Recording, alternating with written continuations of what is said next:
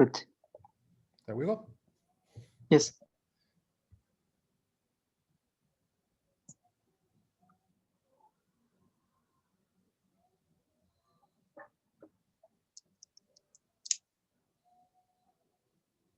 So can you see my screen? Yes, yes, it's working. Okay, good. Good. Yes.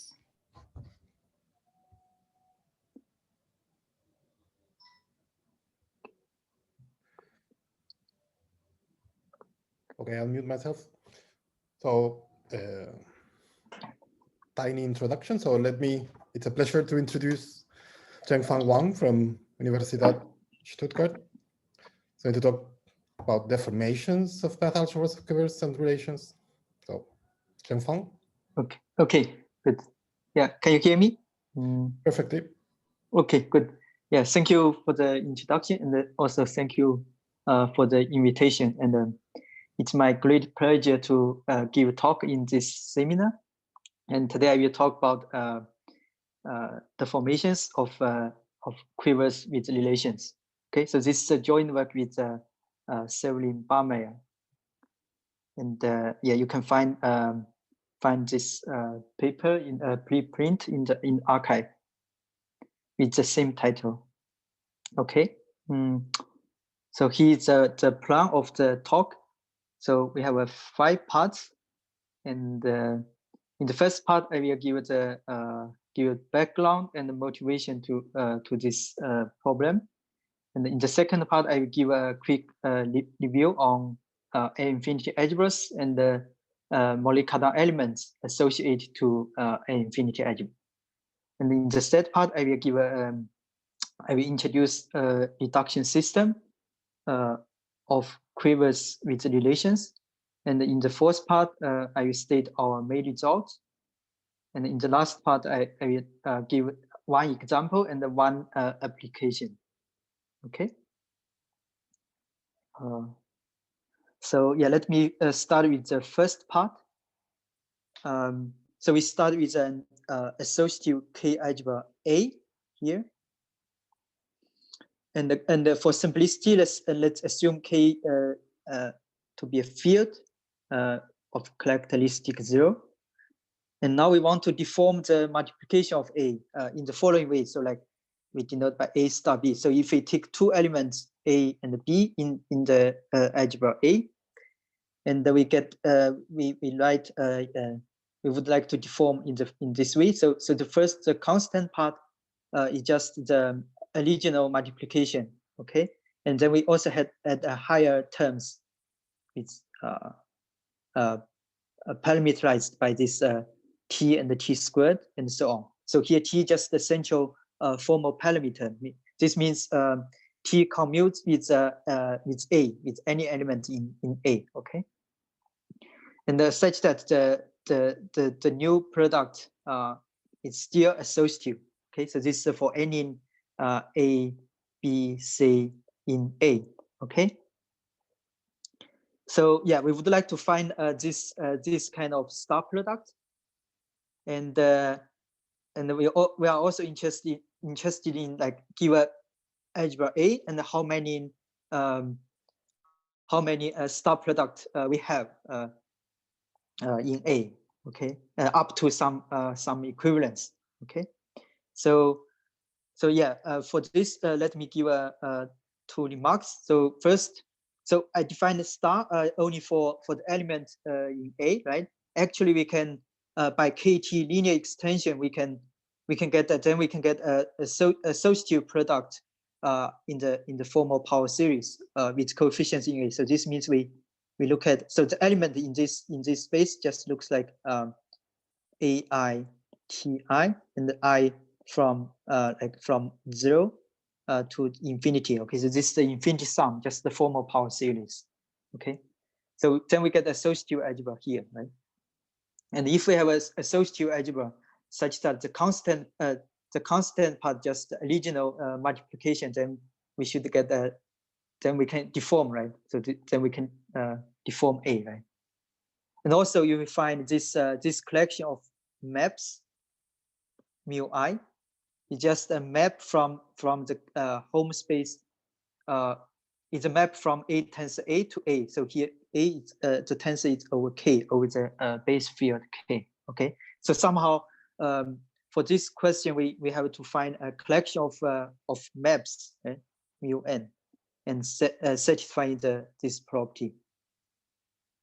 Okay, so and actually this problem is controlled by the Hawkshaw-Coaching complex.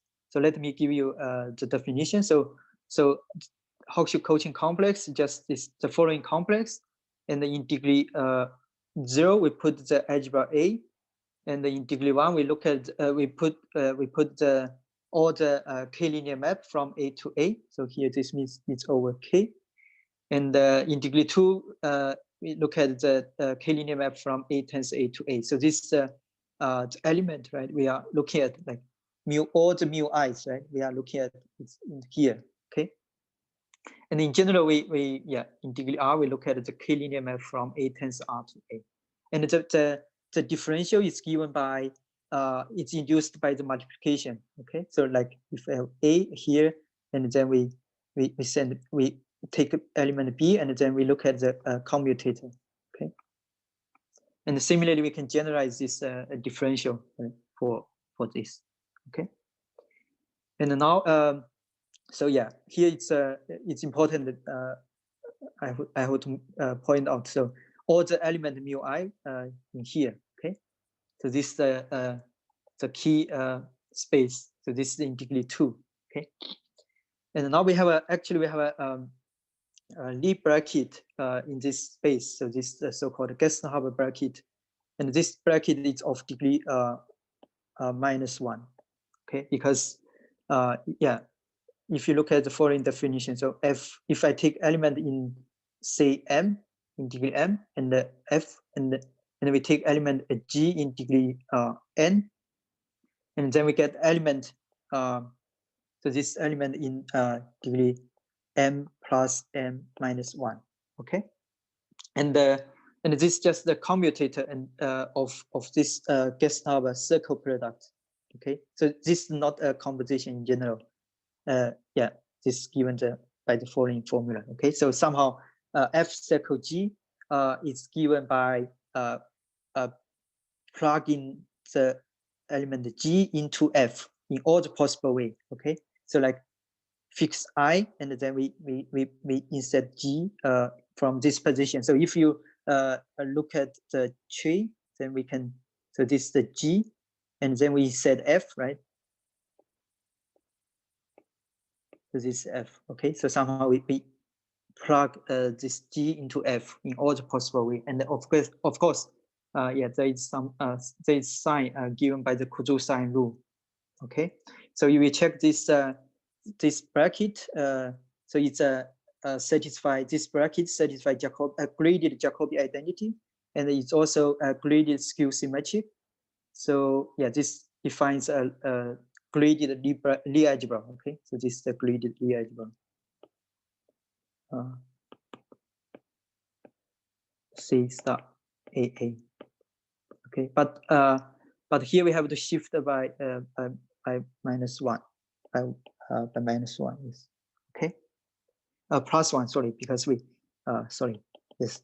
So this is the degree -1, then we have to shift by 1. Okay, then we get the degree 0 bracket, right? Okay, so there is a theorem by Gerstenhaber in 1965, and they proved this the DG Lie algebra, sorry, of degree -1, of degree 0 now, right? Because we have a shift. So this means if I take M and the N, right, degree N, then we get the degree M plus N, the bracket. Okay, so because of this shift. And so this this satisfies this bracket, satisfies Jacobi identity, graded Jacobi identity, and you will see I will define later. He also proved like star. So we have a look at star, right? Star I denote by this A star B, and we have A B plus some like mu I and A tensor B and the T to the I, and for I bigger than 1, right? So this star is associative if and only if this mu i's okay, satisfies the Molly-Cartan equation of the Molly-Cartan equation of this DG Lie algebra. Okay, so here we know this is the DG Lie, and here T is just the maximum idea of the formal power series ring. Okay, generated by T, and we know this is the commutative algebra, right? Without unit, and we know there is the fact that any DG Lie algebra tensor with commutative algebra is still DG Lie algebra, right? Just by like T linear extension, right? So then we get so this also a DG Lie algebra, okay?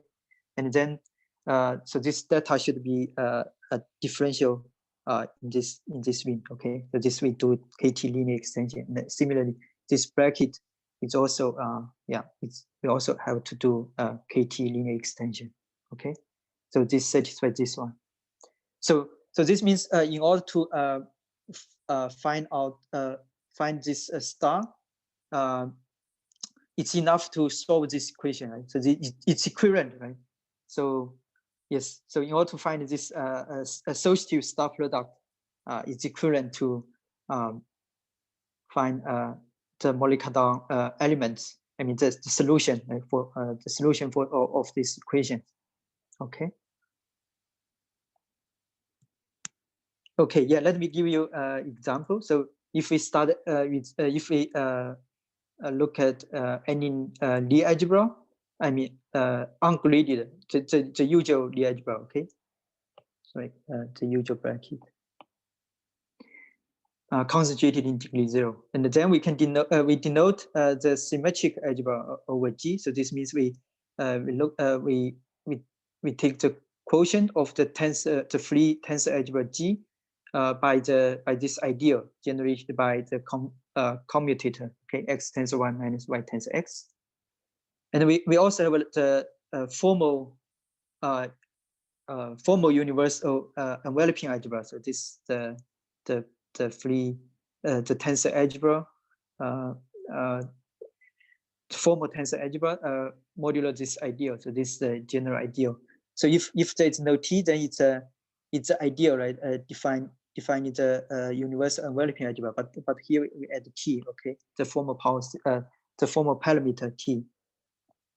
Okay, and then we still have the PBW isomorphism given by the following formula. So if I take elements in G, and then I just send to the symmetricalization form this way. Okay, so this is the symmetric group of the N. Okay, and the T sent to T. Okay, so this means we do the KT linear extension. Okay, so this is the map. So this is just the map of so this just isomorphism of vector space, right? Or isomorphism of KT modules, right? But it's not compatible with the multiplication, right? Because here is commutative, right? And here is non-commutative, right? But we can use this isomorphism transfer to transfer the multiplication here to here. Okay, so this then we get the product here in SG. We get the new product. So yeah, namely this so-called good star product. So yeah, this means we pick two elements A, B, and then we send to the formal universal enveloping algebra, and then we take the multiplication in here in this algebra, and then we put back. Okay, so we know this star product is associative, right? Because somehow the associativity comes from the associativity of this star the product here, right? So this means we can, and if you look at the constant, so this should be the sum, the star product should be like a form, a formal sum, right? With element in A and T to the I. Okay, I from 0 to infinity, right? And if you look at the constant part, and the constant part just the product here, okay? The old product, the initial product, but we have higher terms, Okay, so this means we get the deformation of SG. Okay, so this is the deformation of SG, right? And actually, this deformation is isomorphic to UTG, namely because now if we give a new product here, then the PBW map becomes isomorphism of algebras, right? So we give a new product, and now this PBW becomes isomorphism of algebras. Okay, so this means UTG, the formal universal enveloping algebra, is a deformation of the symmetric algebra. Okay, SG, and actually this is the special case of deformation quantizations of Poisson structures, because here we can view G as the bracket as a Poisson structure on Kx1 like Xn, like if we have a basis of finite dimensional algebra G. Okay, so if G is finite dimensional, then this is the special case of deformation quantization. Okay, so the goal of this talk is how to compute formal deformations of quiver with relations. So namely here the algebra A. So this is the special algebra. Namely, I look at Q. Q here is a finite quiver. So it's a finite quiver, and I is just a two-sided ideal. Okay, any two-sided ideal.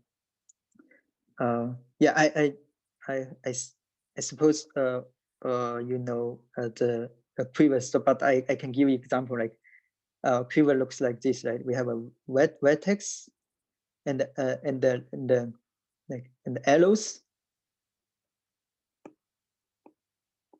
Okay, like this. Okay, and we can give and we can define for quiver we can define the path algebra. Okay, by the multiplication is given by the concatenation of two paths.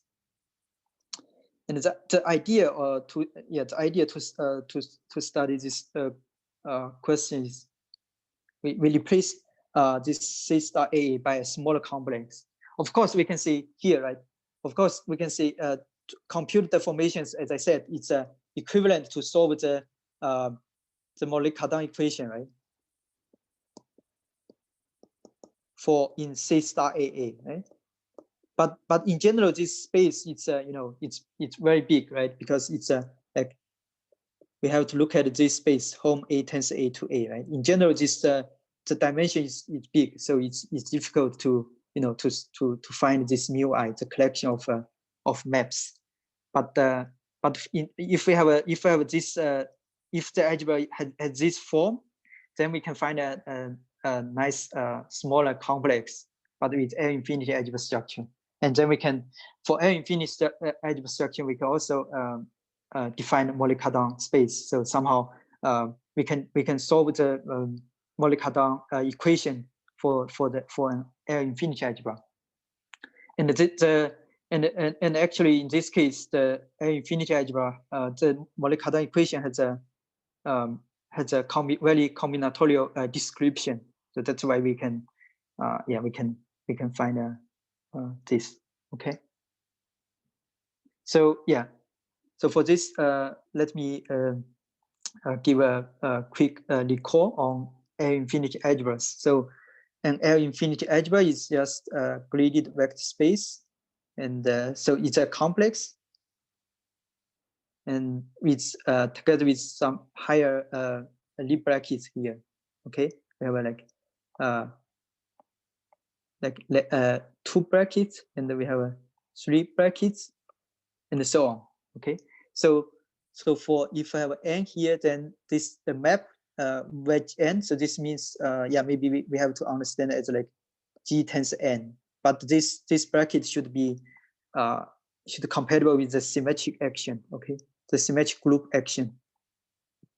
So this just the degree 2 minus m map, and satisfying the first. So yeah, so of course I said d square should be 0 because I said this is a complex. Okay, and the second condition is this. So d should compatible with the with the bracket. So this is also sorry, before I forgot to mention this condition. So this also holds for DG Lie algebra. Okay, so DG Lie algebra means the differential is compatible with the Lie bracket compatible with the differential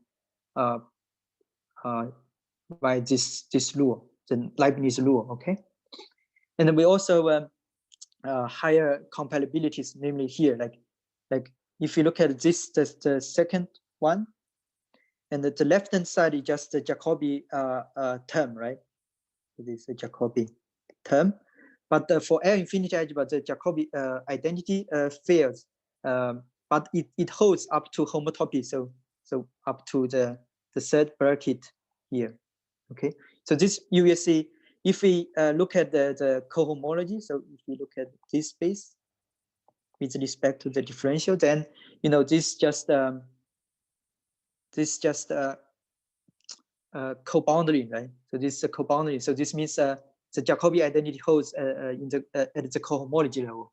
Okay, so of course we have we also have a compatibility for the higher brackets. Okay, so this compatibility looks like the A infinity, the compatibilities for A infinity algebras. Okay, but I think the sign here should be more it's in general it's more complicated than the A infinity identities. Okay, and now so for A infinity algebra we can also define Mollet-Cardin space. Okay, so this is just element in degree 1 and satisfying this equation. Okay, I look at all the bracket here. Okay, and in particular, if G is a DG Lie algebra, then we know that n this is 0, right? For n bigger than bigger or equal than 3, right? So then we get the original the Mollet-Cardin element, right? We have seen before, right? So if G is a DG Lie algebra, and actually to make this well defined, we actually need a set a nilpotence condition, because in general this is infinite sum, right? So yeah, so we have to like in general, then we have to for L infinity algebra, then we can tensor with like t modulo t to the n, right? Or maybe you can just do the complete one, right? So then we get the nilpotent L infinity algebra, right? So this means we can tensor with some nilpotent commutative algebra. Okay, so this is the nilpotent commutative algebra. Then we can get the then we can make this well defined. Okay, and for L infinity algebra, then we can talk about L infinity morphism, namely if I have a 2 L infinity algebra G prime, and then the L infinity morphism just a collection of maps. So yeah, here is just maybe we can look at this of degree 1 minus n. Okay, so this for n for any n bigger or equal than 1. So in particular, like phi 1 should be a co-chain map. So phi 1 just a map from G to G prime, right? And this should be compatible with the differential. Okay, so this is a co-chain complex, and also phi 1 should be compatible with the bracket in the following way. So namely, if we look at if we have a like G prime are DG Lie algebra, and if we have a morphism of DG Lie algebras, then this should be 0, right? Because phi 1 should be compatible with the bracket. But for L infinity morphism, so this fails, but it holds up to this homotopy term. Okay, so this means if we look at the cohomology, so we can get this induced map, right? The phi 1, and then phi 1 is a map of graded Lie algebra. Okay, and also there is higher compatibilities for the higher maps. Okay, and now the following. Yes. Okay, so yeah, I need to use for the general result. So first, any L infinity quasi isomorphism induce an isomorphism between the Mollet-Cardin space, but we have to modulo up to homotopy equivalence. But here I just skip this this definition. But if G is a DG then this given by the like so-called gauge equivalence. But for general infinity algebra, then we have to modulo the so-called homotopy equivalence. Okay. And sorry, quasi-isomorphism. I mean, the phi one is a quasi-isomorphism of complexes. Okay, so this is the definition of infinity quasi-isomorphism.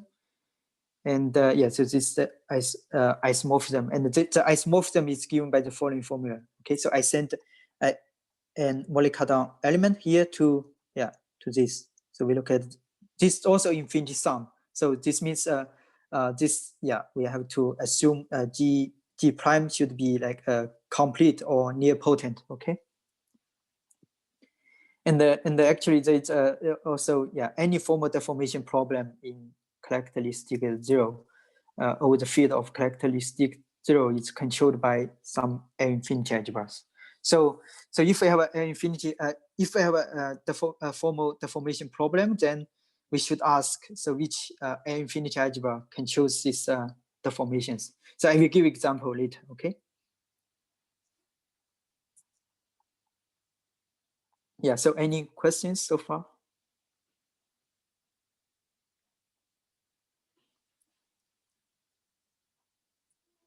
Okay, so now let me introduce the reduction system of quiver with relations. So I start with quiver with relations. So namely KQ mod I. Q is a finite quiver, and I is a two-sided ideal. And then a reduction system is just a set of pairs SF. So S is just in S, and the S just means I take a subset of paths of length at least 2. Okay, I just take a subset of this, and F is just a linear combination of paths. Okay, and satisfying the following condition. So if I take two elements here, SF and S prime F prime, then S prime S is not a subpath of S prime, and in particular S is not equal to S prime. Okay, so for different pair. Okay, we get this. So this means I don't allow the inclusion ambiguities, right? Like this. Okay, it is not allowed. Okay, and the SF should parallel. By this I mean, as I said, F is a linear combination of paths.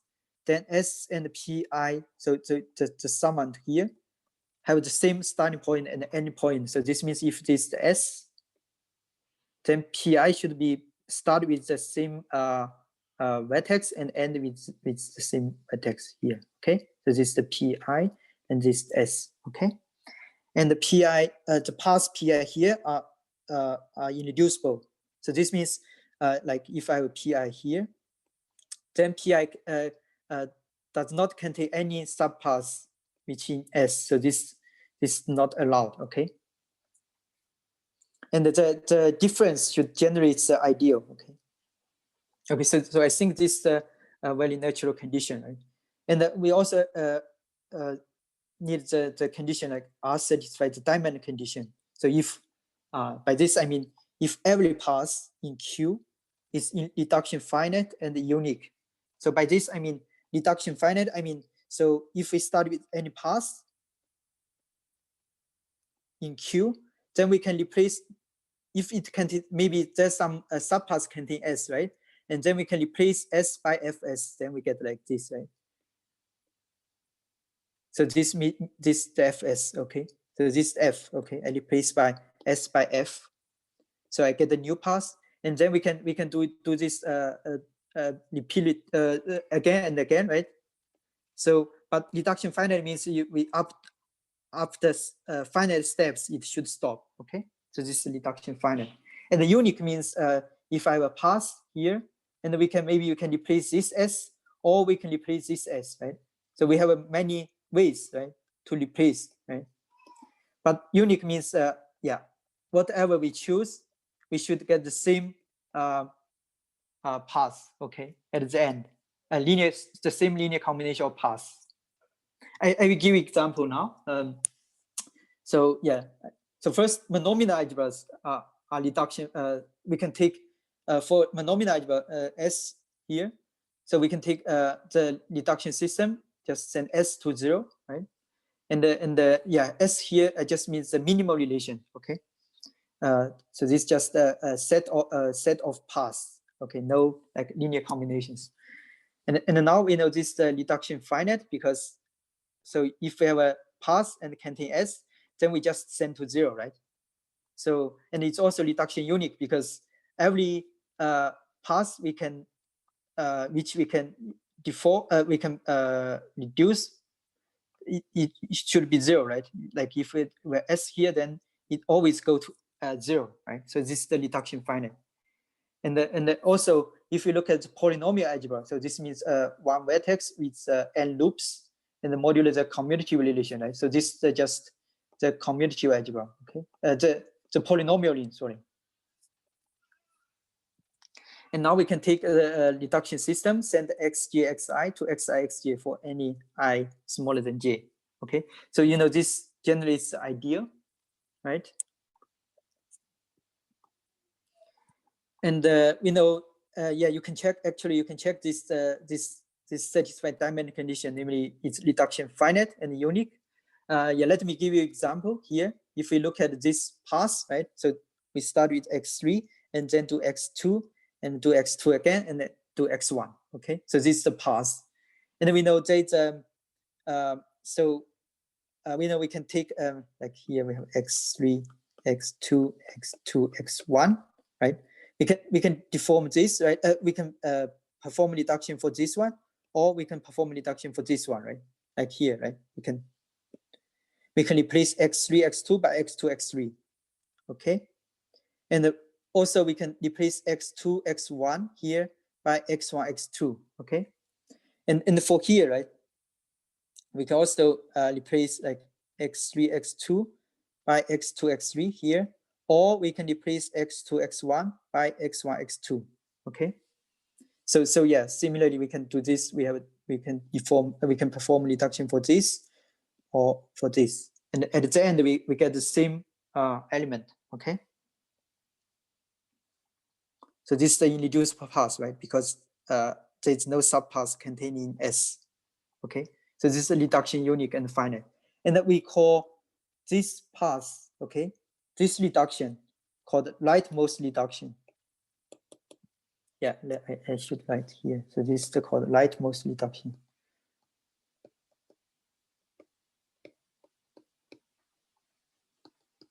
For this path, x3, x2 square, x1, because for each step, I choose the rightmost one. Like here, we can do this or this, right? But we choose the rightmost one. Similarly here, here we have only one choice, okay? But here, like, I choose x2, x1, not x3, x2. So this path we call rightmost reductions. And I will use this notion later, okay? To study the deformations. And of course, we can see this is the leftmost, right? Because we always choose the left one. Okay. Okay. So yeah, there's a proposition by Chouhy-Solotar. They proved actually for any KQ model I, there exists a reduction system satisfying diamond condition. So this is the good news for us, because this means for any KQ model I, our method can be used to study this. Okay. And so yeah, if we have a reduction system satisfying diamond condition, then we have a nice property. The algebra we can find a nice basis, namely here, like the irreducible paths form a basis for the algebra. Okay, so this is the so-called Bergman-Diamond lemma. Okay, so we can find a nice basis given by the irreducible paths. Okay, and also this lemma tells us like how can we how can we know the reduction system satisfying diamond condition? So in order to check this, in general, we have to check like any path, right? Any path should be like a reduction finite and unique, right? But this lemma tells us it's enough to check the overlaps. Right? All overlaps are resolvable. If we know this, then we know R satisfied diamond condition. Okay, but but we have to first assume R is reduction finite. Otherwise, it's yeah, we don't know how to. So it seems this condition is outside of this lemma. Okay, this result. Okay, so yeah, let me give you. So here I mentioned overlaps and the resolvable. So here overlap, I mean a path PQR. So like we have a path. So yeah, we have path like this. Okay, maybe. And the PQ. So we can. So this thing in S, and the QR this thing also in S. And here we have some overlaps here. Okay. So this is Q. So this PQ in S, QR in S, and there are no other paths, subpaths lines in S. Okay. So this means we have only 2 subpaths in S.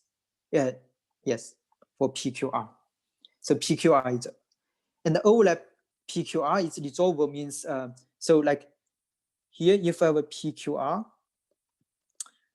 like here we have a S, right, as I said, and maybe S here, we can first, for the first step, we can replace the left S like by PQ and R, right? Or we can replace the second, the right S, then we get FQR, right? And then maybe we can perform a reduction further, right? But then it should get the same result. Okay, so this means resolvable, right? Can reduce to the same element in KQ. Okay. And yeah, and now I can state the result. And before this, I need some preparation. So we start with any reduction system satisfying diamond condition. Okay. For the algebra KQ mod I. And we know the set of irreducible paths form a basis. So this means we can identify the vector space that spanned by the irreducible paths, right? So this is the vector subspace of KQ, right? We can identify this with A, right? And this is just given by the projection, right? So because this is a subpath of KQ. Okay, so this isomorphism.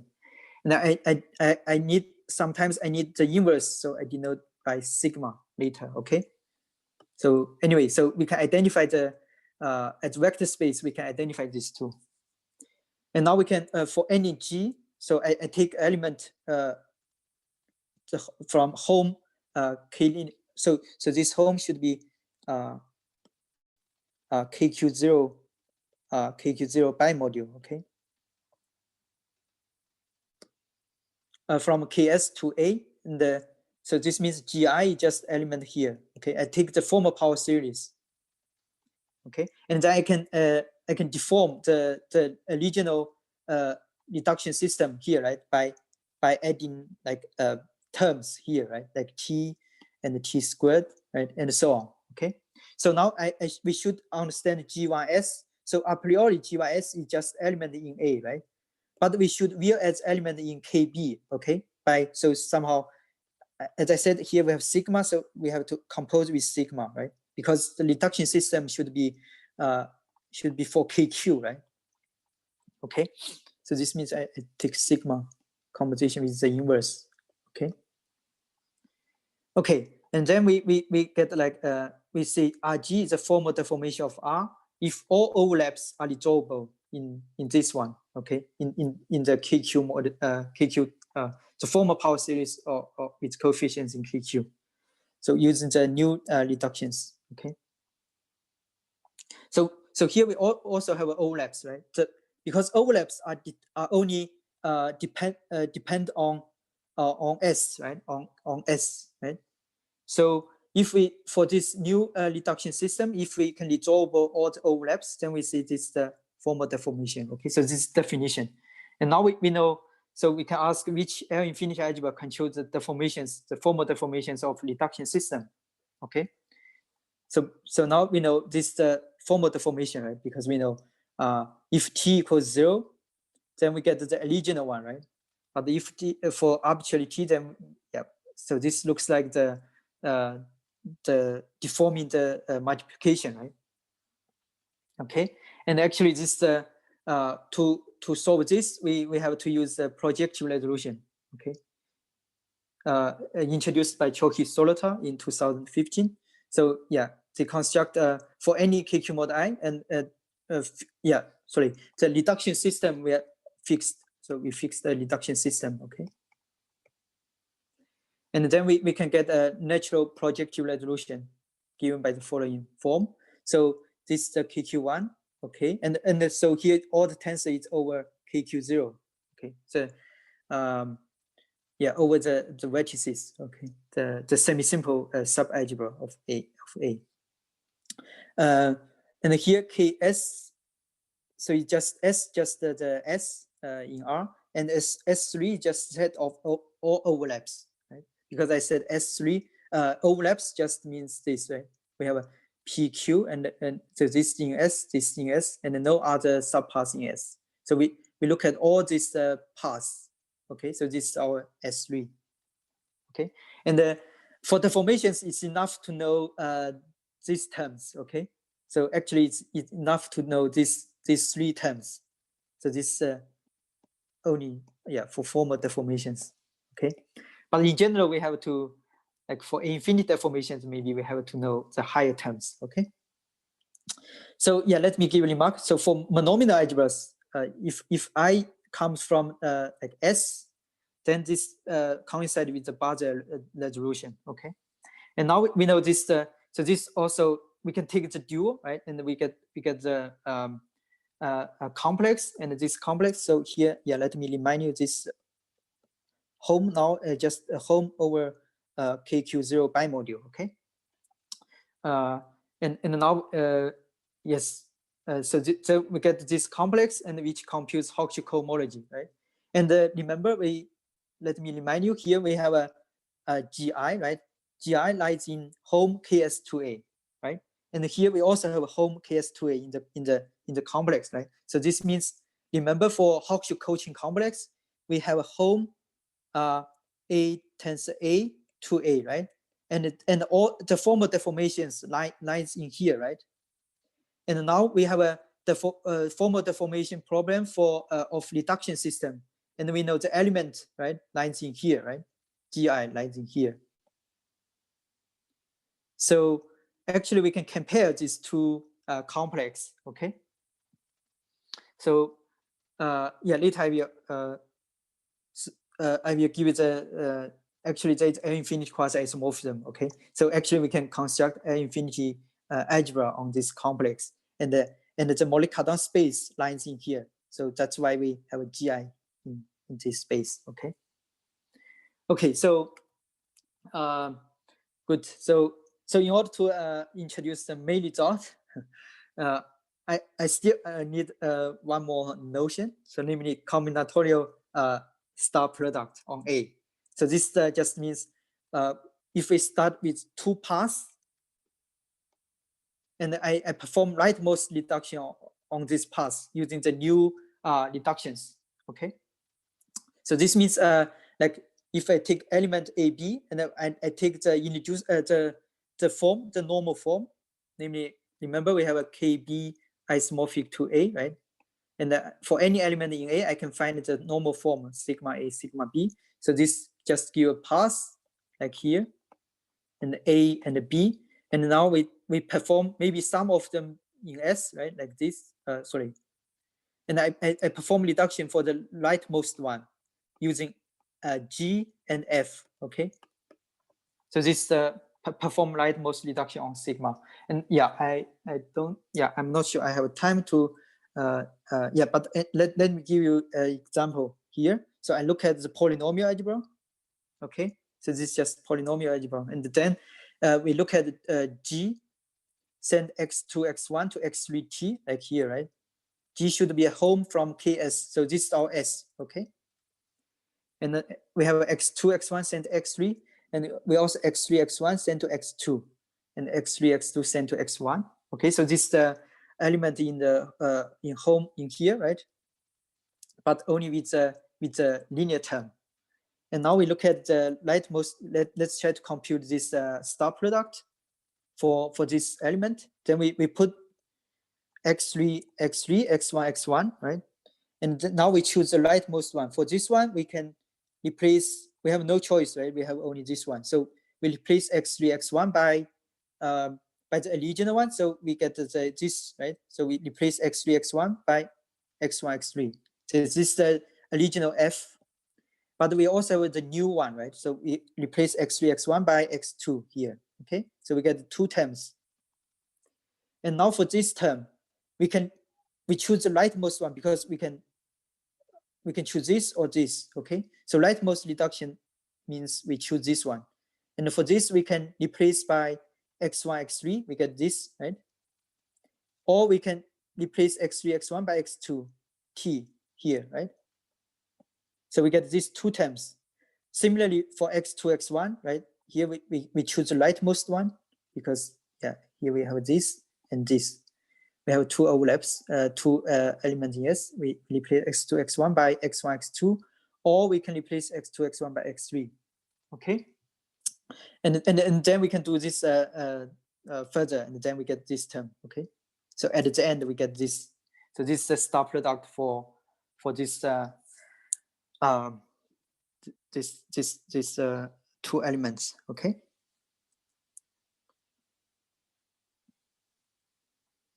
And now now we can use combinatorial star product to state our main result.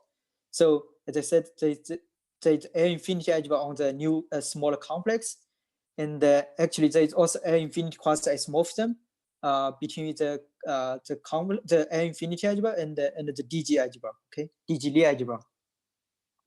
Okay, and L infinity means this phi 1 is a quasi-isomorphism, okay, and we can also describe the Mollet-Cartan element formally here.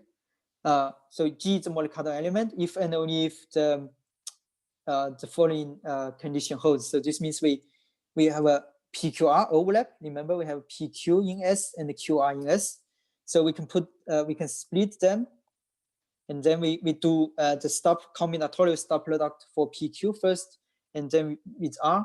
And we can also do QR first and with P. So this means the star product. So G is Mollet-Cartan element if and only if the combinatorial star product is associative for this element. Okay. So this means in general you have to check all the check associativity for arbitrary elements, right? But this theorem tells us it's enough to check for these special elements. Okay. And in particular, so now we know if there is a Mollet-Cartan element here, then we can send a Mollet-Cartan element here, right? And the Mollet-Cartan element here just gives the star product, right? So this is the first part in this talk, right? Mollet-Cartan element of this just gives the star product, and actually this star product can be described by the combinatorial star product. So this is a combinatorial star product, right? Okay, so this means, this combinatorial star product can actually just coincide with the star product obtained by this infinity morphism. Okay, so actually in this case, so if G is a Mollet-Cartan element, and then we know that, as I said, this associative product, in particular, this associative product.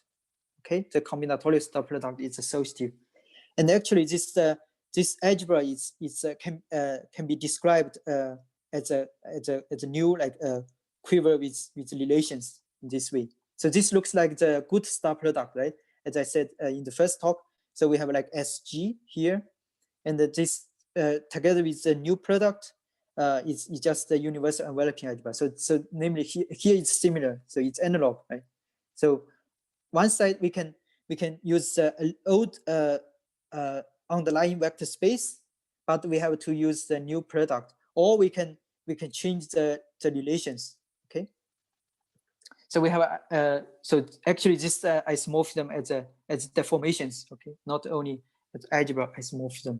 Okay, and yeah, in this way this means and also remember for the in the first talk I said infinity quasi-isomorphism induced the equivalence of the Mollet-Cartan space. So in particular, this means the formal deformation of R is equivalent to the formal deformation of A, the associative algebra A.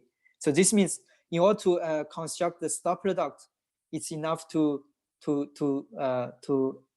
look at the formal deformations of R. Okay, so in general, this side, it's the space becomes much smaller. So it's for some special case, for many cases, examples, we can describe this the left-hand side. Okay. Okay, so let me give you an explicit example, a very easy example, to show you how to use this this theorem, the result to look at, to study, to compute deformations. Okay, we look at the 4-dimensional algebra here, right? So we have basis given by the vertices and the arrows. So this is the 4-dimensional algebra, and we have because this is the monomial algebra, right? So we can take the reduction system to AB sent to 0 and the BA sent to 0. Okay, so now we can write down S, right? So this is important, right? Yeah, in our for deformation. So we have AB and BA, like here. And in general, in this case, we can find all the SK, namely given by AB. So it's length K, okay, length K. And the dimension of the complex, dimension K, just always 2-dimensional, right? The complex, but the dimension of this is it's very big, right?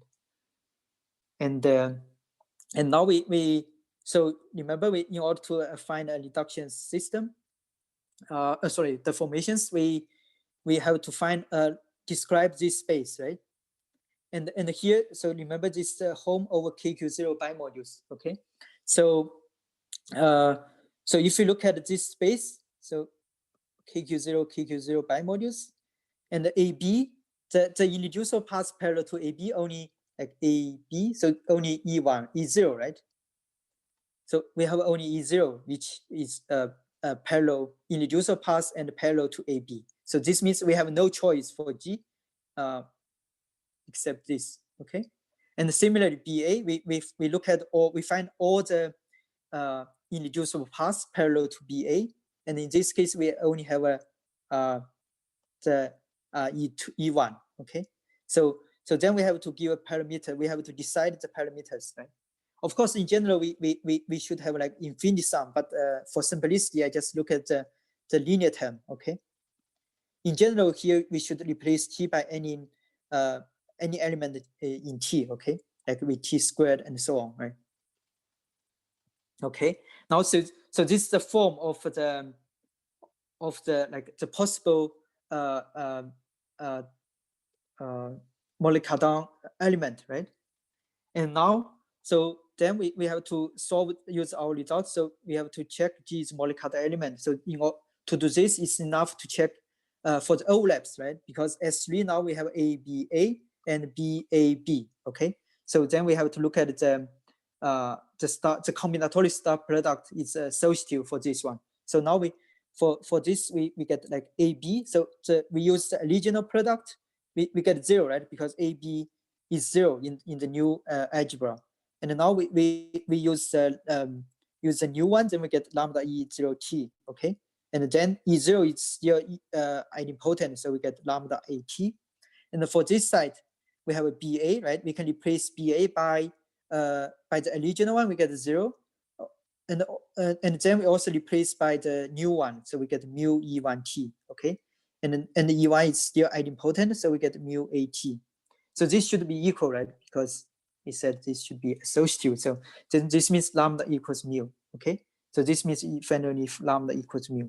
Okay, so G is a Mollet-Cardin element if and only if this. Similarly, you can do this computation and get the same condition, lambda equals mu. Okay, so this means for this one we only have like one-dimensional family deformations. Okay, namely lambda, right? We can take any lambda, and sometimes we can take value, like we can take T to be 1 and the lambda to be 1, and then we get the real algebra, right? So and actually this algebra is just isomorphic to the 2x2 matrix algebra. Okay, so yeah, this is a very super easy example, but I hope to from this example you can understand, you can see how to use the method. So first, let me give you, first we should compute in S, so find a reduction system, I mean. satisfying diamond condition. Okay, and we also then we know S3, S2, right? And now the second step, we find all the maps here. G, we describe all the maps, namely for any S in S, we find all the irreducible paths parallel to S, right? And then we take the linear combination of the irreducible paths. So this is just the possible choice here, right? We light on all the possible choice. So and with some parameters, right? Like mu1, mu2, and so on. And then we solve the equation, namely this, okay? And this can be done by in a very combinatorial way, like just perform rightmost reductions. And then you will get some equations, like here we get lambda equals mu. And then this gives a solution, okay? Molecular element. So this is the idea, okay? And actually, using this, you can, so like sometimes maybe it's difficult to find a reduction system, but maybe sometimes if you know the global non-commutative global basis for A, then we can use this non-commutative global basis, right, to get a very natural reduction system satisfying diamond condition. Okay. And let me give an application for this. So I look at the polynomial algebra here, as we have seen before. So we know this S and this F. Okay, so we have a reduction system. Send xj xi to xi xj. So for any I smaller than j. Okay, so this is the reduction system satisfying diamond condition. And now we can write down S. And in general we have sk. So actually k. So k just start with 1, maybe 2 and to n, right? Because for n plus 1, so this should be empty, right? Because of this condition, okay? So we know irreducible paths looks like this, right? Just the monomials, right? With this order, x1, x2, xn. Okay, so for this, everything is clear, right? For reduction system. And now we get the complex. Actually, in this case, the complex has a trivial differential, and this complex coincides with the usual Kozo complex. Okay, so this means we just get the minimal complex.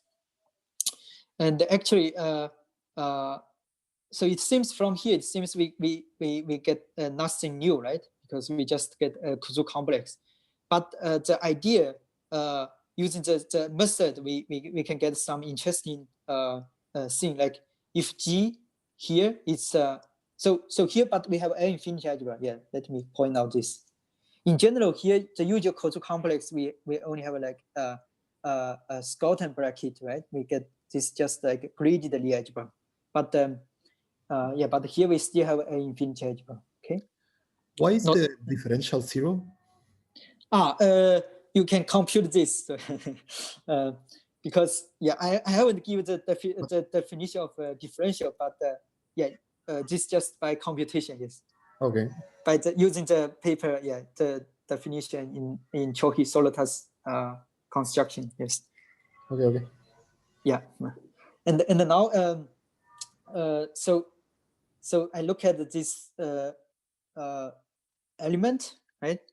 And we observe if G is a molecular element, then G1, so the first, the linear term, okay, G1, induce a Poisson structure. So namely, I just put G1 as the coefficients.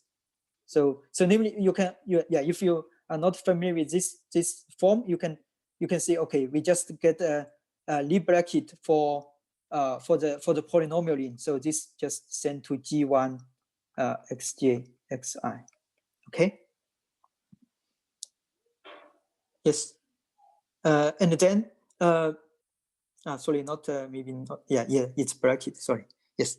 So this means somehow the molecular element, the condition for molecular element looks more stronger than Poisson structures. Okay. And okay, and now we can describe the star product. So for any element here, right? Not necessarily molecular element. the combinatorial star product always well defined, but maybe it's not associative, right? It's associative if and only if G is a molecular element, but this star product can be defined for any element G. Okay, so actually this combinatorial star product has a, in this case, can be described by so-called conservative graphs without oriented cycle. So this graph was introduced by Conservich when he gave the deformation quantizations of Poisson structures. So here I only use for this one for the combinatorial star product. This only involves cycles, graphs without oriented cycles, and this like a bi-differential operator given by performance reductions. Okay, so anyway, so this means the star product can be described in very combinatorial way. Like we can use this kind of graph. Okay, in this for polynomial case. And if G is a molecular element, we know, then this star G gives an explicit formula for the deformation quantizations of this Poisson structure. Okay, so namely, if we look at A star GB and B star GA, and we take look at the term of T, the first or the coefficients of T1 of this, then this gives the Poisson structure G1, right? So this actually is just obvious, right? So this so-called deformation quantization of Poisson structure, okay? And at the end, let me give a remark. So as I said, if G1 is a Poisson structure, then in general G1T. So if I put, I only look at the G1, right? The linear term is in general is not a molecular element. So this, but we hope to add higher order collection term, like maybe we can add a G2 T squared and so on. And this term should given by induced by conservative graph with oriented cycles. Okay, because there is a theorem by I think maybe by Thomas and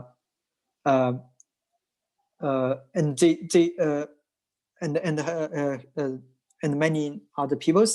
They showed actually there is no like formula in general. There is no formula. The universal formula only involving conservative graph without oriented cycles. Okay, so sometimes so in lots of cases, so this fails. Okay, this we cannot get a universal formula for the deformation quantizations.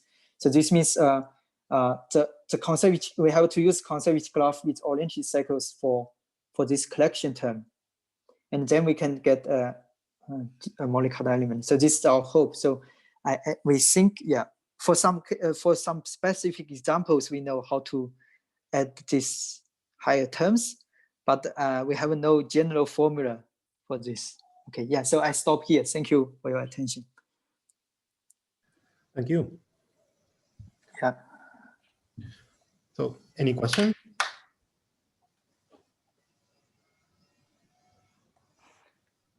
So your objective in the long term is to produce some explicit integration of a given Poisson bracket. So you want to give like a sort of constructive proof of the deformation quantization process.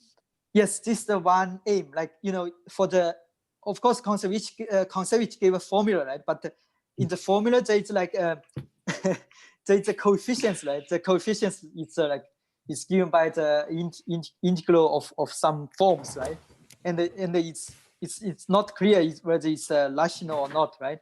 And if we can use this, if we know, you know, we know how to add the high collection term, it seems we can get like a deformation quantization with the rational coefficients, right?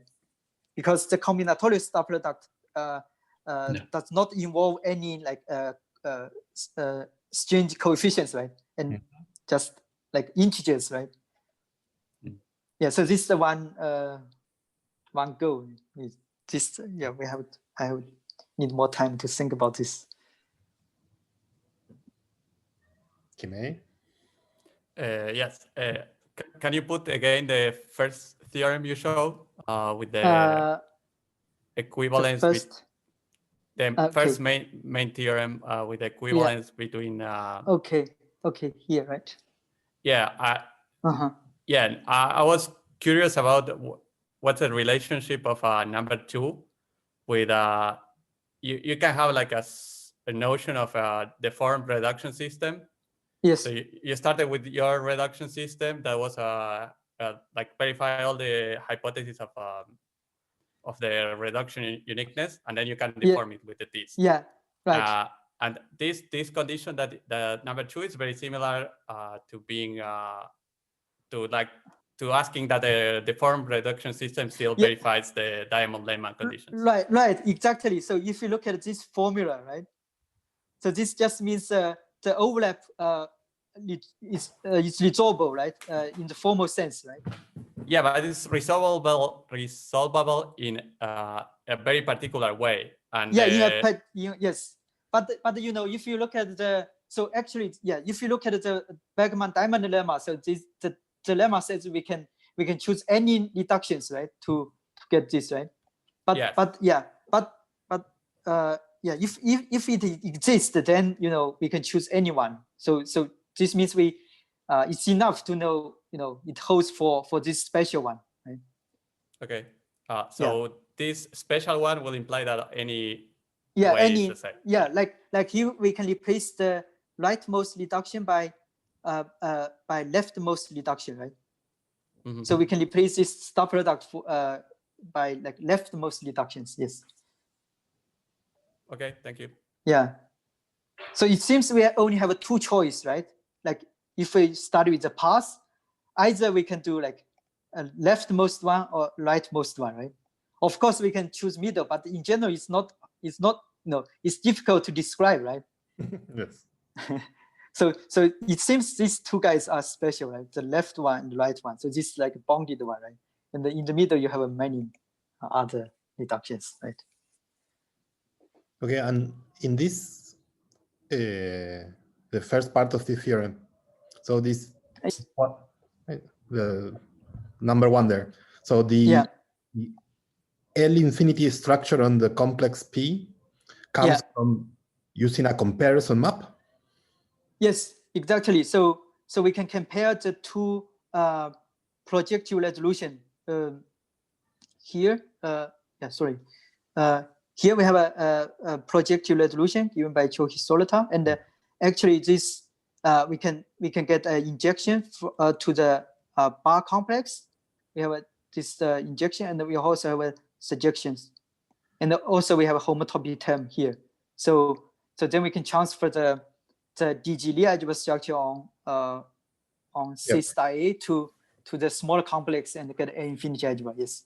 So this is the proof. So the construction depends on knowing the comparison maps. Yes. The A infinity algebra depends on the comparison maps. Yes. Right. So can you recognize it if I give you an L infinity structure on P? Okay. Is there a way you can tell me if mine coincides with the one that comes from? Because the key problem is that ideally one would like to avoid having to deal with the comparison map, no? Because in general, those are impossibly complicated. Right. I agree. Yes.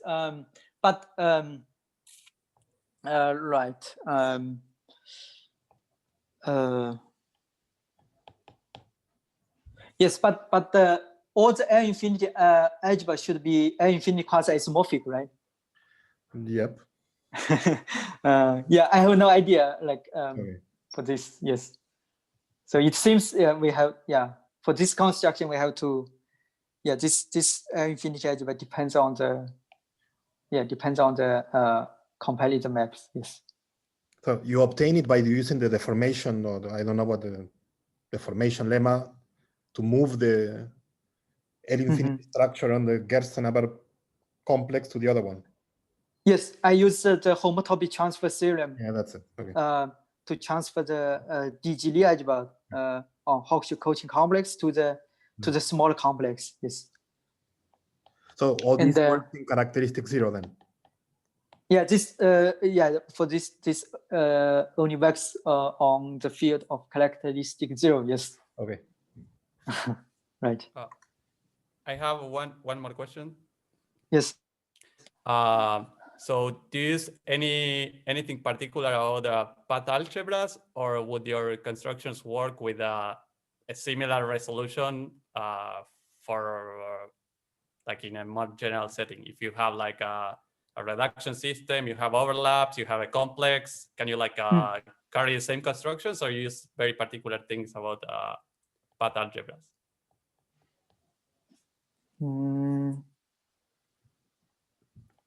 You mean like more general, you can look at like operas, right? For operas, we also have like... I was talking in particular, Mariano and I studied deformation of reduction systems in general, given any like associative algebra with a reduction system, not necessarily coming from a path algebra. And so we define how to deform the reduction system, and we built a complex, a projective resolution of the algebra. We have the homotopies and the comparison maps and all of the same kind of structure that Solotar and Chouhy got. But for any reduction system, not necessarily associated to a path algebra. But I don't. But any algebra can be viewed as a quiver with relations, right? Any associative algebra, like we can just take one point, right, and many loops, right? So your algebra given by generator and the relations, right? So this means we just fix. We have one vertex and many loops, and then the relations. Yeah, it's just the. Yeah, but I think there was some finiteness conditions on the resolution by Solotar and Chouhy. You need a... you mean the quiver should be finite? Or no, finite the deformation terms should be of a smaller degree than so the F's with the annotation, the F's are shorter than the S's, right? No, it's not necessary. Actually, you can work on. I think this is not important. Because then the diamond lemma doesn't work. That's. Well, the thing is, he had this reduction finiteness condition as an hypothesis. Yeah, so that's why we have to work on formal deformation, because formally you can, if you add a t, then the reduction finiteness is not a problem, right?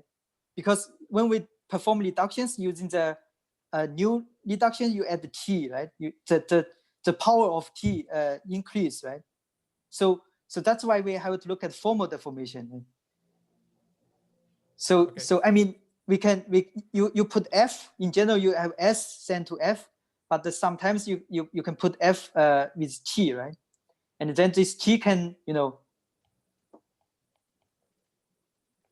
So if add the t, then we don't need, you don't need to care about the reduction finiteness. Yes. Okay, thank you. Yeah.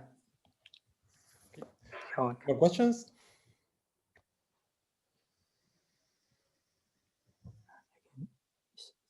Oops. Okay, then we thank Zhengfang. Yeah, thank you. Yeah, thank you for your attention. Yes. Yeah. Okay, I'll stop recording now.